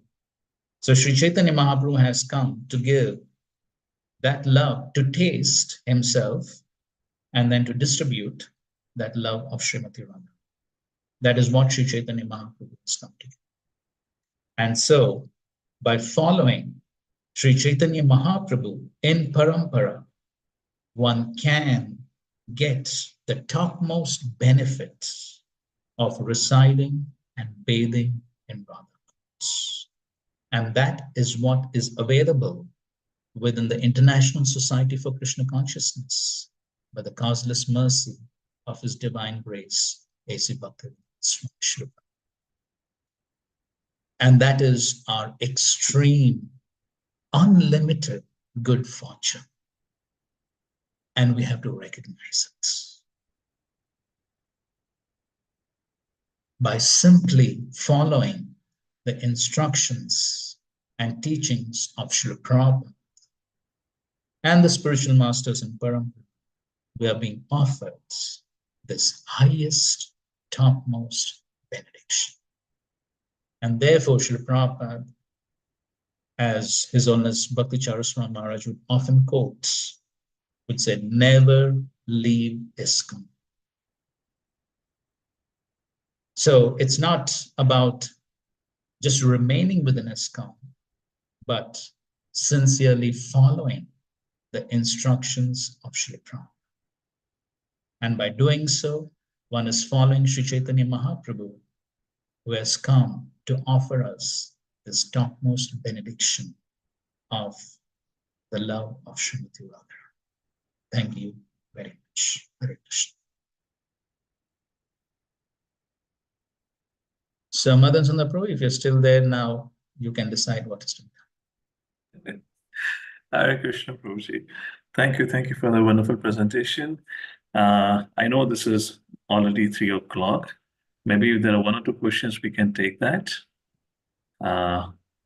Would anyone have any questions here? Would you can close the slide deck? This is done then. I can see the audience also. Madan Manju, you have a question? Please go ahead. Hare Krishna Prabhu, please accept my humble obeisances to both of you all. Thank you so much for the very wonderful class, detailing the progression of the spiritual world. Prabhuji, my question is, when we are praying to Lord Chaitanya and we are getting his benedictions, at that time, what happens to the jiva? Where does he go? He goes to Lord Chaitanya's planet, or he goes to Krishna Loka? What is the progression once the jiva, attains bhava? What happens to him after that? Okay, good Thank you. question. So, as we have seen the hierarchy, and we have learned that the highest is the Madhurya Bhav. That is the highest. And that is what Sri Chaitanya Mahaprabhu has come to give us, as revealed by Krishnadas Kaviraj Goswami in the Chaitanya Charitamrita, Anarpita Charim Chirat Karina Apinakalo, Samarpitam Unnata Ujjvala Rasa, Swabhakti Shriya. So this Unnata Ujjvala Rasa is the Madhurya Ras. And that is what Sri Chaitanya Mahaprabhu has come to give us, which Anarpita Charim Chirat, for a very long time, which was never offered to the conditioned souls, and what to speak of the conditioned souls of Kali Yuga. But that is what Sri Chaitanya Mahaprabhu has come to give. And therefore, Rupa Goswami has rightly said, Namo Mahavadanyam Krishna Prema. So that is what Sri Chaitanya Mahaprabhu is offering us, the topmost. And so therefore, by following in the footsteps of Sri Chaitanya Mahaprabhu, by following his instructions, one is becoming qualified potentially to enter into this highest rasa of Madhurya Ras. So if Sri Chaitanya Mahaprabhu can give the highest, then can he not give something which is lower? Right. So therefore, if a particular jiva has a constitutional position in any of the other rasas, or even in Vaikuntha, then Sri Chaitanya Mahaprabhu has the capacity to even give that. But at the same time, one needs to follow Sri Chaitanya Mahaprabhu, and then he will decide where to place that jiva according to his eternal constitutional position. The example which we find in the Chaitanya Leela is that of Murari Gupta, who was Hanuman in Ram Leela. And so therefore, we know, if you know the pastime, Sri Chaitanya Mahaprabhu tested him. But then when Murari Gupta, he said, I've sold my head at the lotus feet of Lord Ramchandra, I cannot give it up. And Sri Chaitanya Mahaprabhu very much appreciated that. But then he encouraged him to continue his devotional service with Sri Chaitanya Mahaprabhu. So that's how, by performing one's devotional service in the line of Sri Chaitanya Mahaprabhu, one can definitely get the highest. And according to the constitutional position of the jiva, as the Lord seems fit, one can be offered any other rasa as well. Thank you, Prabhuji. So my question is, Krishna Loka and Lord Chaitanya's dham is the same. Basically, they're in the same Yes, world. they are parallels. Okay. There, Thank as you. we know, there are devotees both in Krishna Leela as well as in Gaur Leela. There's Rupa Manjari in Krishna Leela, there's Rupa Goswami in Chaitanya. So they're the same persons, but because Chaitanya Mahaprabhu himself is Krishna himself, so therefore the devotees also have their roles. Thank you very much, Prabhuji. Thank you, obeisances to you. Thank you. Tiger Prabhu, go ahead, please. Hare Krishna Prabhuji, Prabhuji, you had shared a slide where it was, you were showing there was a table with hierarchy of spiritual places, and I had the question that there was two same qualities were mentioned for Gaura, Sakhya, and Dasya. And it was also mentioned about that they both are present in Vaikuntha. So what is the difference, Roji, if both are having the same qualities? Both, so you're referring to the two types of Sakyaras? Out of the two, there is one is Gaurava Sakhya, and then there is Dasya. They both had the same qualities mentioned. So then what would be the difference among them if they both have the Of same? course, definitely Sakya, there is more intimacy than Dasya. So as we said, even in Sakya, the element of Dasya is still there because ultimately all devotees, whatever they do, they're simply serving. So the element of Dasya is there in all the rasas. But as there is progression, the intimacy increases. So therefore, in the Sakya, Dasya is there, but the intimacy is more. And so that type of Sakya, which is combined with awe and veneration, that is mostly there in Vaikuntha. But in Vrindavan, we see how there is no awe and reverence. Of course, there are some, like Arjuna sometimes. There are some who have that awe and reverence also, but mostly in Vrindavan, we find there is no awe and reverence. That's more intimacy. Okay. Yes, Roji. So both of these Sakhyaras is also present, which means Sakhya is also present in Vrindavan. Sorry, I mean Vaikuntha. Yes, yes. So there is more awe and reverence. There is some Sakya, but there is more awe and reverence. Okay, usually when we speak about Vaikuntha, we usually talk about only Dasya being Yes. there. So Mostly yes, but then to some degree, Sakya is also present. Yes. Thank you, Raji. Mother Methavni, go ahead. Hare Krishna Prabhu, Dandavat Pranams. Thank you so much. Very wonderful session with a lot of references from Chaitanya Charitamrita Bhagavatam. Prabhu, I found it very interesting that these levels of rasas, as they progress higher, you said we are able to conquer Krishna more, control Krishna more. But that is a very defect, at least I can talk for myself. That is a defect that I'm suffering from. I'm trying to control situations. The family that I serve, I expect them to give priority to what I decide, but it's quite interesting how even in the various levels, the highest level is Madhurya Ras, wherein Krishna is completely controlled and captured by his pure devotees. But on the one hand, as Vaidhi Sadhana Bhaktas, that is what we are essentially, at least I am trying to, control my controlling tendency, Prabhu. So how do we relate this? And also in chapter 15, Urdu Moolam Adha Shakam, where it is mentioned that this material world is a, reflection of the spiritual world. So in material world also we have this tendency to conquer, especially people whom we admire, we serve, we want them to reciprocate back with us. When they don't reciprocate, we get angry, right? So it seems, at least in my neophyte understanding, it seems that the more we progress towards Krishna, at least the pure devotees of the Lord, they control Krishna, they conquer Krishna out of love and devotion. So how do we understand that this material world is a perverted reflection? From this context, I understand lust and love. That difference is very clear. But the tendency to control, is it something that we have to give up, or is it something that we have to dovetail? And if so, how do we dovetail? How can we dovetail the controlling tendency? Because one more thing, I just wanted to add here is, I've heard that lust, anger, greed, pride, envy, illusion, everything can be dovetailed except envy, because there is envy means no vacancy in the spiritual world. So how is it about controlling attitude?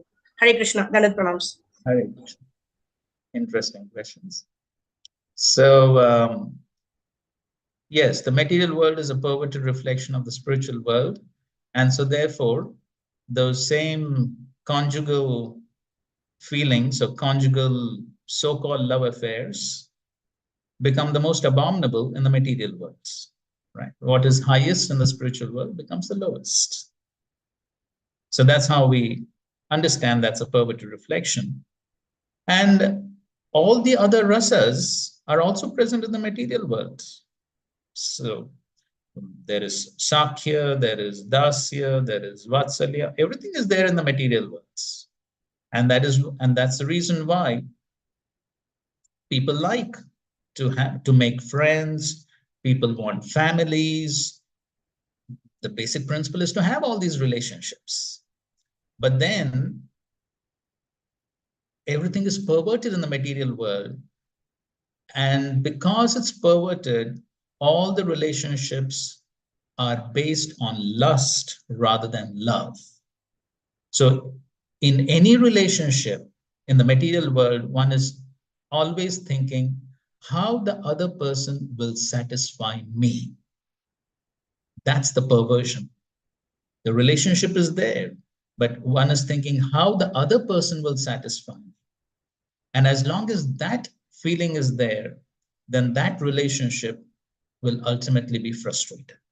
And that's what happens in the material world, right? That's why it's perverted. But those same relationships in the spiritual world, because they're based on love, then those same relationships lead to the ultimate pleasure and satisfaction. Okay. Now, regarding the controlling tendency, in the spiritual world, the devotees are not trying to control Krishna. The devotees are simply trying to satisfy Krishna. And Krishna voluntarily agrees to become controlled by the love of his devotees. So it's not that the devotees are trying to control Krishna. Rather, they voluntarily agree to be controlled by Krishna. And so therefore, by trying to satisfy Krishna, Krishna comes under their control. So, and again, the same thing comes in the perverted form in the material world. So in the material world, yes, the controlling tendency is there, but then one forcibly tries to control for one's own enjoyment. But in the spiritual world, nobody's trying to control. Everyone is trying to serve. And by trying to serve, one actually comes under control. Thank you, Prabhuji. We'll take the last question now. Is that okay? Yes. Padma Govind Prabhu, please go ahead. Hare Krishna Prabhuji, Dandavad Pranam for the wonderful class. So Prabhuji, I'm having only one simple doubt. This is in relation to the verse number 10, wherein it is stated that Jnanis are dear to Krishna than the karmis. Prabhuji, even Jnanis get influenced under the Maya. They work hard and do penance or sacrifices just equivalent to karmis. Then how can, if they are doing like that, the job as karmis, how can they be dear to Krishna? Yes, there is definite difference because the karmis are only interested in gross material sense gratification.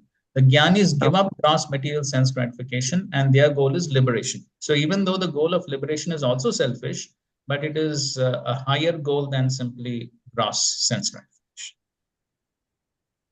Okay, right. Thank you, Prabhuji. Thank you, Hare Krishna. Hare Krishna. So thank you so much, Prabhuji, and thank you, everyone. This marks our final class for 2021 English batch. And next week will be Bonanza, your final exam. So at the same time on Saturday afternoon, we'll meet for the exam. Thank you so much, His Grace Vamsi Vadan Prabhu, for taking out your time. Thank you very much for allowing me to render some small and significant service. Thanks everyone for logging in for the final session. Wish you all the best. Details have been shared about Shloka test, your OBA, CBA, everything. We'll see you next weekend for the exam. We conclude here for today's discussion. Hare Krishna. Hare Krishna. And I think so, Madan Sundar Prabhu, I'll call you separately for tomorrow's program. Right? Yes, Prabhuji. Yes. If you wish, I'll just speak after this. All right. Yes. Should I call you?